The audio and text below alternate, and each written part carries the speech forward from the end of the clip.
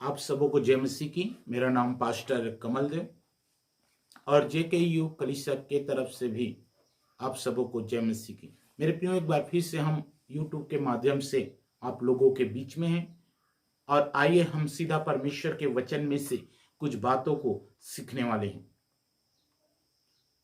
जब हमारा प्रभु यीशु मसीह बादलों पर आएगा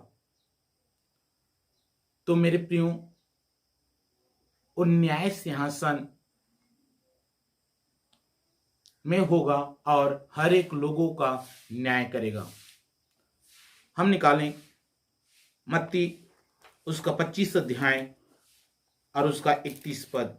वहां पे लिखा हुआ है, जब मनुष्य का पुत्र अपनी महिमा में आएगा और सब स्वर्गदूत उसके साथ आएंगे तो वह अपनी महिमा के सिंहासन पर विराजमान होगा और सब जातियां उसके सामने इकट्ठी की जाएगी। और जैसे चरवाहा भेड़ों को बकरियों से अलग कर देता है, वैसे ही वह उन्हें एक दूसरे से अलग कर देगा। और लिखा हुआ है, वह भेड़ों को अपनी दाहिनी ओर और बकरियों को अपनी बाईं ओर खड़ा करेगा। यानी जब हमारा प्रभु यीशु मसीह स्वर्गदूतों के साथ आएगा तो मेरे प्रियो, वो महिमा के सिंहासन पर या न्याय के सिंहासन पर बैठा हुआ होगा और हर एक लोगों का न्याय करेगा। हर एक लोगों का न्याय करेगा। अगर हम स्वदेशक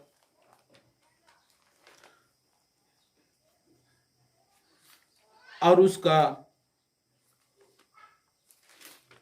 12वां अध्याय और उसका 14 पद को हम पढ़ते हैं तो वहां पे लिखा हुआ है, क्योंकि परमेश्वर सब कामों और सब गुप्त बातों का, चाहे वे भली हो या बुरी हो, न्याय करेगा। यानी यीशु मसीह जब न्याय सिंहासन में आएगा मेरे प्रियो, तो चाहे वो भली हो चाहे वो बुरी हो, हर एक बातों का न्याय करेगा, हर एक गुप्त बातों का न्याय करेगा। भेड़ को अलग और बकरियों को अलग कर देगा, ऐसा परमेश्वर के वचन में लिखा हुआ है। मेरे प्रियो, आज हम जानेंगे कि परमेश्वर किस प्रकार और किन बातों का न्याय करेगा। यहां पे हम एक छोटा सा लिस्ट देखने की कोशिश करेंगे कि परमेश्वर किन चीजों का न्याय करेगा। यहां पे मैं नौ पॉइंट आप लोगों को बताना चाहता हूं और 9 बातों का परमेश्वर न्याय करेगा।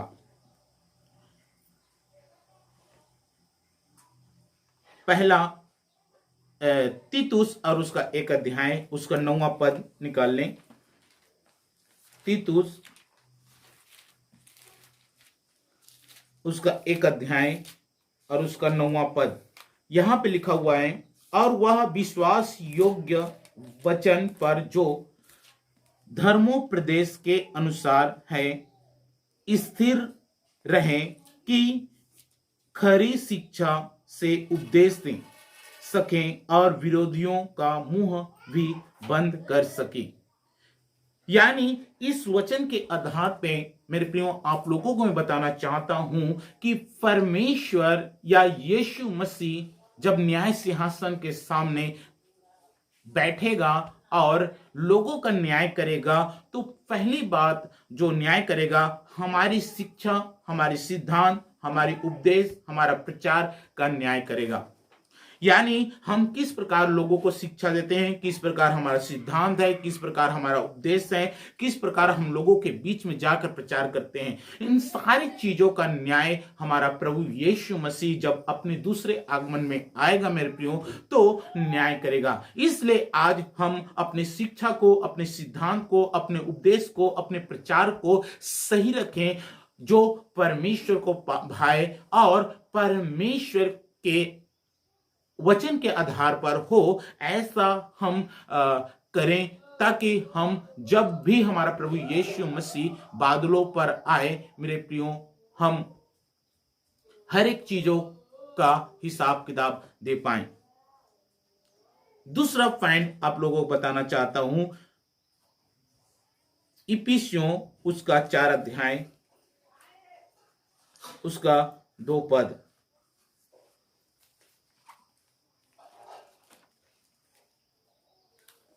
यहां पे लिखा हुआ है,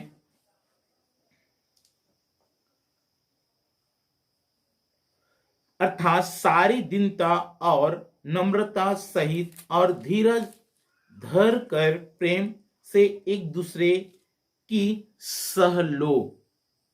यहां पे लिखा हुआ है, 25 पद को भी हम पढ़ लेते हैं।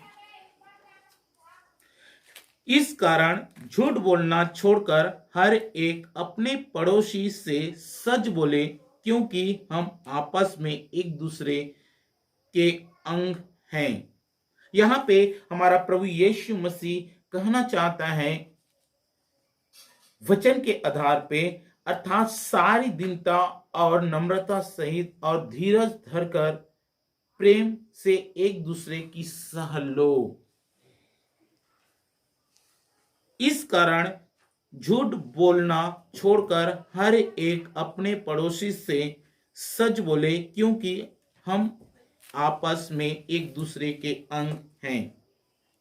उसका 32 पद को हम पढ़ते हैं, एक दूसरे पर कृपालु और करुणामय हो, और जैसे परमेश्वर ने मसीह में तुम्हारे अपराध क्षमा किए हैं, वैसे ही तुम भी एक दूसरे के अपराध क्षमा करो।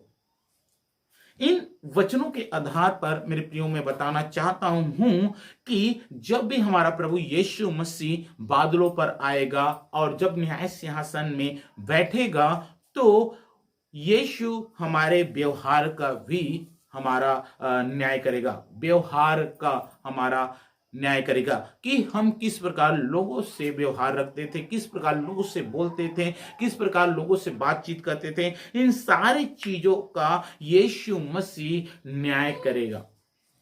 इसलिए आज हम अपने व्यवहार को ठीक करें, ताकि जब भी हमारा प्रभु यीशु मसीह आए, हम उसके सामने निर्दोष पाए जाएं। तीसरा पॉइंट, पहला कुरिन्थियों उसका 3 अध्याय उसका 13 पद।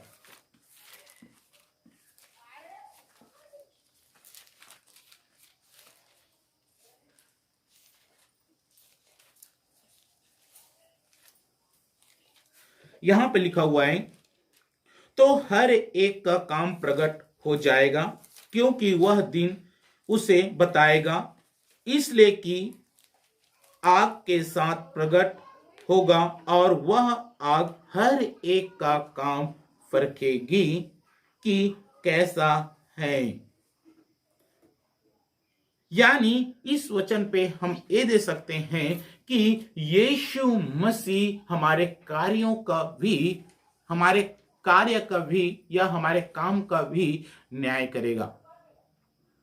और यहां पर लिखा हुआ है, जिसका काम उस पर बना हुआ स्थिर रहेगा वह मजदूरी पाएगा। यानी जो लोग प्रभु के वचन के आधार पर काम करेंगे मेरे प्रियो, वो लोग मजदूरी पाएंगे। परंतु जो लोग वचन के आधार पर आज काम नहीं करते, वो लोग मजदूरी प्राप्त नहीं करेंगे,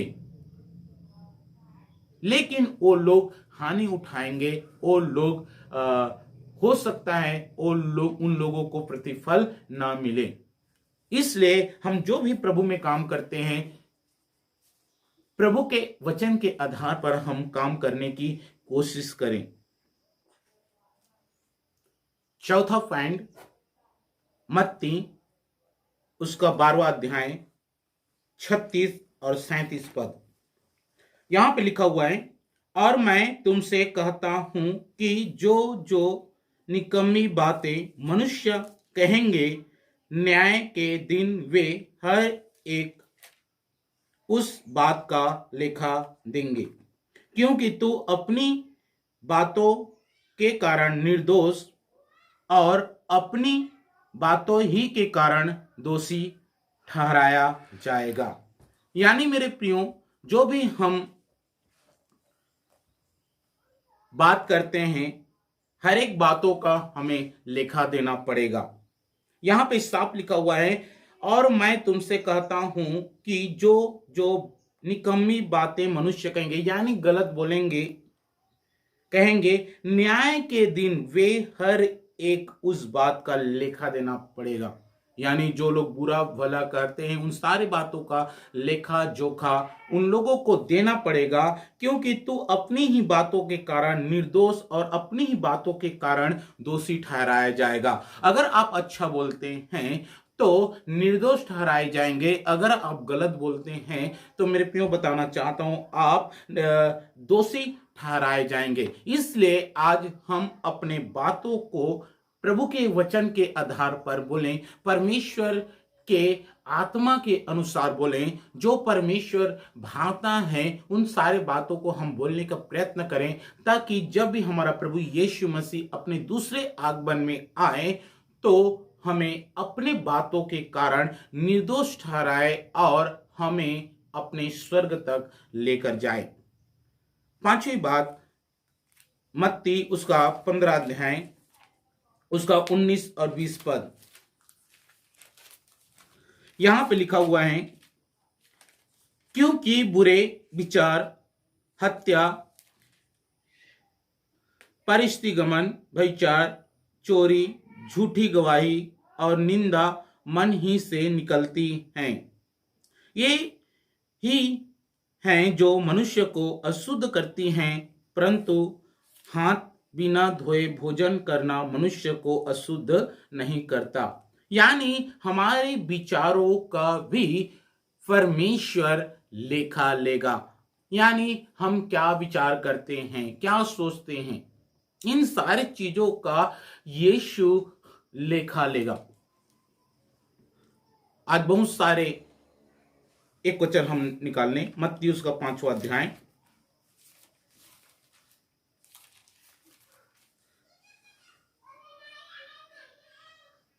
और उसका 28 पद में लिखा हुआ है, परंतु मैं तुमसे यह कहता हूं कि जो कोई किसी स्त्री पर कुदृष्टि डाले वह अपने मन में उससे विचार कर चुका। यानी यहां पे साफ लिखा हुआ है, जो कोई गलत देखता है वह अपने मन में विचार कर चुका है। यानी जो लोग गलत विचार करेंगे उन बातों का लेखा प्रभु लेगा। जैसे भजन संहिता और उसका 139 अध्याय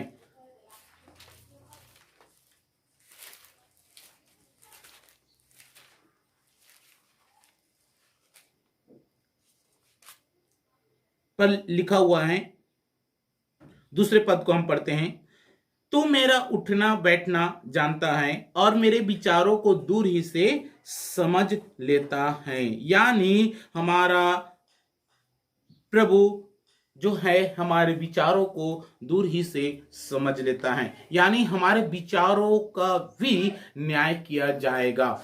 इसलिए मेरे प्रियो, जो भी विचार करते हैं प्रभु में अच्छे करें और प्रभु को भाने वाला विचार करें, प्रभु के कार्यों को बढ़ाने वाला विचार करें, ताकि जब भी हमारा प्रभु यीशु मसीह बादलों पर आए हमें एक सही इनाम दे, एक अच्छा इनाम हम प्राप्त कर पाए। 6वां पॉइंट, पहला कुरिन्थियों उसका 9वां अध्याय और उसका 27 पद,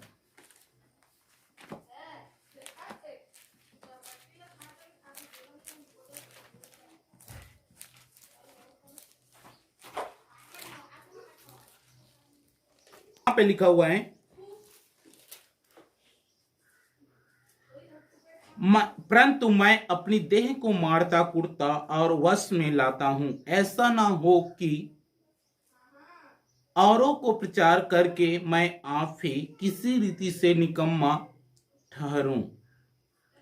यानी यहां पे कहने का अर्थ यह है, जो एक मनुष्य के अंदर शारीरिक अभिलाषाओं का न्याय किया जाएगा, लालसाओं का न्याय किया जाएगा।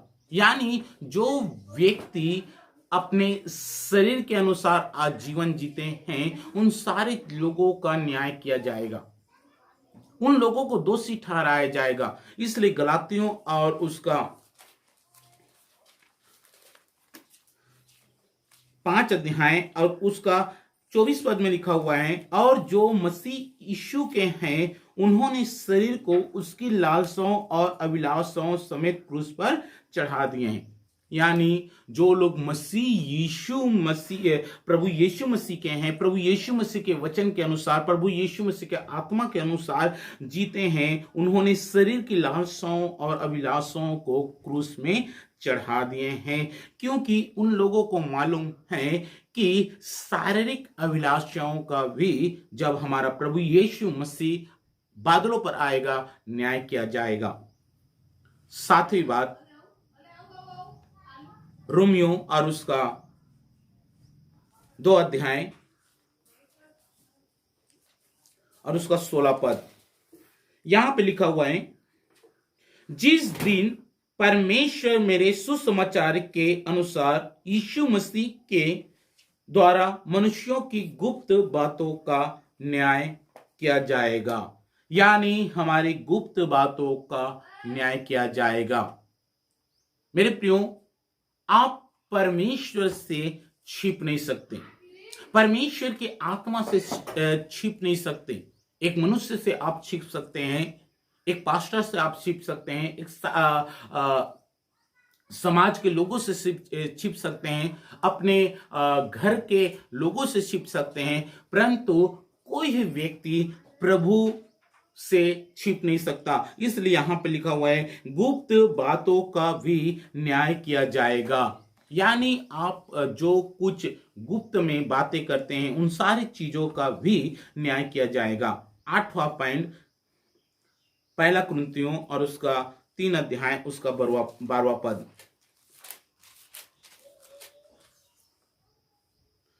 यहां पे लिखा हुआ है, यदि कोई इस नींव पर सोना या चांदी या बहुमूल्य पत्थर या कांट या घास या फूस का रद्दा रखे, यानी हमारे उपदेशों का न्याय किया जाएगा, उपदेशों का भी न्याय किया जाएगा। यानी मेरे प्रियो, इन बातों को आप लोगों को जानना चाहिए कि आप किस प्रकार लोगों को उपदेश देते हैं, किस प्रकार लोगों के बीच में जाकर उपदेश सुनाते हैं, मसीह लोगों के पास में जाकर उपदेश सुनाते हैं। क्या आप परमेश्वर की महिमा के लिए उपदेश देते हैं, या अपनी अभिलाषाओं को, अपने कार्य को करने के लिए उपदेश देते हैं, अपने लाभ के लिए उपदेश देते हैं, या प्रभु की महिमा के लिए उपदेश देते हैं? यानी यहां पे कहने का अर्थ है, यदि कोई इस नींव पर, यानी मसीह की नींव पर, मसीह यीशु मसीह की कलीसिया पर, या मसीह लोगों पर, लोगों को सोना या चांदी या बहुमूल्य पत्थर या कांट या घास या फूस का रद्दा रखे, इन सारी चीजों का, इन सारे उद्देश्यों का भी न्याय किया जाएगा। 9वीं बात मैं आप लोगों को बताना चाहता हूं, ध्यान से सुने। इब्रानियों उसका 12वां अध्याय और उसका 10वां पद, यहां पे लिखा हुआ है, वे तो अपनी अपनी समझ के अनुसार थोड़े दिनों के लिए ताड़ना करते थे, पर वह तो हमारे लाभ के लिए करता है कि हम भी उसकी पवित्रता के भागी हो जाएं। अब वहां पे लिखा हुआ है 14 पॉइंट में, सबसे मेल मिलाप रखो और उस पवित्रता के खोजी हो जिसके बिना कोई प्रभु को कदापि ना देखेगा। यानी इसका कहने का अर्थ है मेरे प्रियो कि पवित्रता का भी न्याय किया जाएगा। हम कितना पवित्र जीवन जीते हैं, इन सारी चीजों का न्याय किया जाएगा। चाहे आप दुख में हो, तकलीफ में हो, समस्याओं में हो, परेशानी में हो, चाहे कुछ भी स्थिति परिस्थिति में हो, मेरे प्रियो आपको पवित्र जीवन जीना है, क्योंकि कोई भी व्यक्ति पवित्रता के बिना, पवित्र जीवन के बिना प्रभु यीशु मसीह को नहीं देख सकता, त्रिएक परमेश्वर को नहीं देख सकता, क्योंकि इन सारी चीजों का न्याय किया जाएगा, पवित्रता का भी न्याय किया जाएगा। इसलिए 1 थिस्सलुनीकियों और उसका 4 अध्याय और उसका 3 पद में लिखा हुआ है, 4:3 कि कोई इन कलेशों के कारण डगमगा ना जाए, क्योंकि तुम आप जानते हो कि हम इन्हीं के कारण ठहराए गए हैं, क्योंकि पहले ही जब हम तुम्हारे यहाँ थे तो तुम में से कहा करते थे कि हमें कलेश उठाने पड़ेंगे, और ऐसा ही हुआ है जैसा कि तुम जानते हो। यानी उसका 7वें पद को ही पढ़ दें। यहाँ पे लिखा है, इसलिए हे भाइयों, हमने अपने सारे दुख और कलेश में तुम्हारे विश्वास से तुम्हारी विषय में शांति पाई है। यानी दुख में भी, तकलीफ में भी, समस्या में भी, परेशानी में भी, हर एक क्षेत्र में, हर एक परिस्थिति में मेरे प्रियो हमें पवित्र जीवन जीने की आवश्यकता है, क्योंकि हमारा पवित्रता का भी न्याय किया जाएगा। यहाँ पे हम आज 9 बातों को सीखें, और 9 बातों का न्याय जब भी हमारा प्रभु यीशु मसीह बादलों पर आता है, न्याय सिंहासन बैठता है, मेरे प्रियो करेगा, भेड़ को अलग और बकरियों को भी अलग कर देगा। पहली बात, हमारी शिक्षा, सिद्धांत और प्रचार का न्याय किया जाएगा। दूसरी बात, हमारे व्यवहार का न्याय होगा। तीसरी बात, हमारे कार्यों का न्याय होगा। चौथी बात, हमारे बातों का न्याय होगा। पांचवी बात, हमारे विचारों का न्याय होगा। छठवीं बात, जो भी एक मनुष्य अपनी अभिलाषा करता है उन बातों का न्याय होगा। सातवीं बात, हमारे गुप्त बातों का न्याय किया जाएगा। आठवीं बात, हमारे उपदेशों का न्याय किया जाएगा। नौवीं बात, हमारी पवित्रता का न्याय किया जाएगा। इसलिए आज आप लोग सावधान हो जाएं और प्रभु में जो भाता है, जो वचन में लिखा हुआ है, ठीक उसी प्रकार आप करने का प्रयत्न करें, ताकि जब भी हमारा प्रभु यीशु मसीह आए हमें निर्दोष पवित्र पाए। इन वचनों के द्वारा प्रभु आप सबों को आशीष दे। आप सबों को जय मसीह।